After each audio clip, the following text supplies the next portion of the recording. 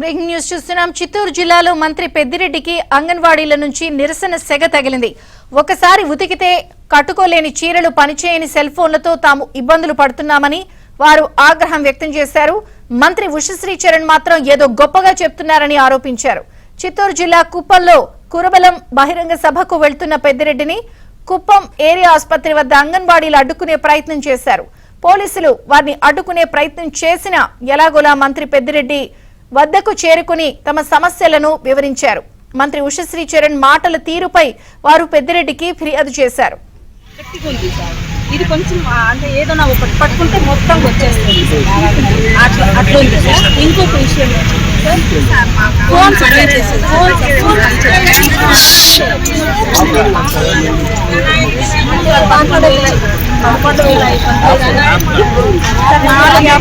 రోజుకు వర్షం వస్తుంది సార్. 3 రోజులుగా కూర్చోండి సార్. ఆ మంత్రి గారు ఏం చెప్పారంటే ఈ శారీస్ ఇచ్చారు సార్. 6 శారీస్ కోర్టులో ఖర్చు సార్. ఒక్కసారి కట్టుకుని నీళ్ళు వేసి మళ్ళీ కట్టుకోవడానికి ఓల్డ్ సార్. ఇది కొత్తగా వచ్చింది సార్. పార్టీ కొంచెం గట్టిగా ఉంది సార్. ఇది కొంచెం అంటే ఏదైనా ఒకటి పట్టుకుంటే మొత్తం వచ్చేస్తుంది అట్లుంది సార్. ఇంకొక విషయం ఫోన్ రోజుకు వర్షం వస్తుంది సార్.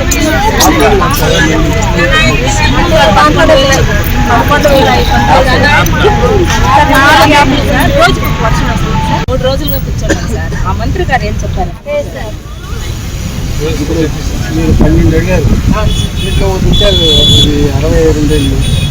అది ఇప్పుడు అవును సార్. అది ఒకటి ఇచ్చారు.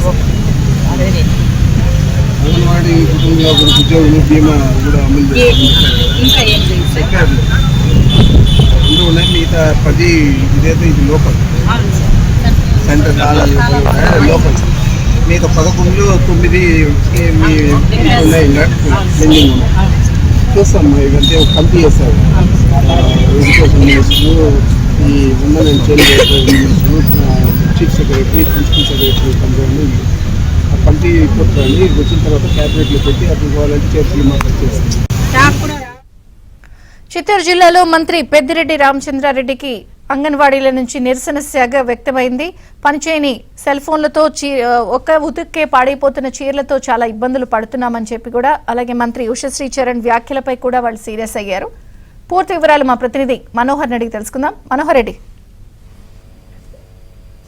విజయచంద్రిక, కుప్పంలో ఏదైతే మంత్రి పెద్దిరెడ్డి రామచంద్రారెడ్డి పర్యటన సందర్భంగా అక్కడ అంగన్వాడీలు కూడా అతన్ని నిలదీసేందుకు ప్రయత్నించినటువంటి నేపథ్యంలో పోలీసులు వ్యూహాత్మకంగా అంగన్వాడీలను ఆయన నిలదీత కార్యక్రమాన్ని నుంచి కొంత ఉపశమనం కలిగించినట్లు అక్కడ చోటు చేసుకునే పరిణామాలు బట్టి చూస్తే స్పష్టమవుతుంది. ఎందుకంటే నిన్న కుప్పానికి మంత్రి పెద్దిరెడ్డి రామచంద్రారెడ్డి ఓ కార్యక్రమానికి హాజరైన నేపథ్యంలో ఆందోళన కార్యక్రమాన్ని నిర్వహిస్తున్నటువంటి అంగన్వాడీలందరూ కూడా ముందుగానే ఆయన వస్తున్నటువంటి కార్యక్రమం ప్రాంతానికి చేరుకుని అక్కడ ఆయన్ని అడ్డుకొని నిలదీయాలనే ప్రయత్నాన్ని అయితే చేపట్టారు. దీంతో పోలీసులు వ్యూహాత్మకంగా ప్రయత్నించి ఎక్కడికెక్కడ కూడా అంగన్వాడీలను రోడ్లపైకి రాకుండా కొంత నిలువరించేటువంటి కార్యక్రమాన్ని చేపట్టడం జరిగింది. అయితే ఎట్టకేలకు వారు ఏదో ఒక రూపంలో మంత్రి పెద్దిరెడ్డి రామచంద్రారెడ్డి వద్దకు చేరుకుని 13 రోజుల నుంచి కూడా తాము ఆందోళన కార్యక్రమాలు చేపడుతున్నప్పటికీ కూడా ప్రభుత్వం నుంచి ఇంతవరకు ఎలాంటి స్పందన రాకపోగా ఆ శాఖకు సంబంధించిన మంత్రి ఉషశ్రీ చరణ్ చేసినటువంటి వ్యాఖ్యలపైన కూడా మంత్రి పెద్దిరెడ్డికి ఫిర్యాదు చేయడం జరిగింది.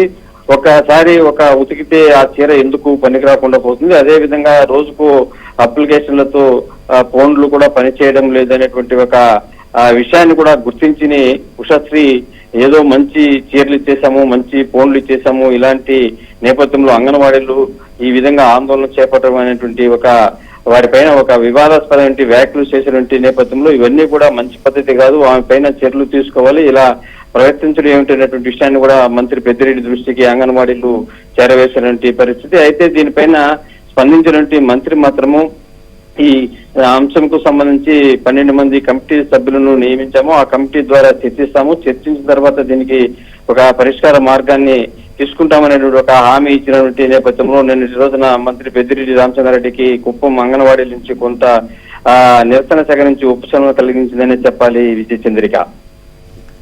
మరి వారి నిరసనకి పెద్దిరెడ్డి ఏమైనా హామీ ఇచ్చారా?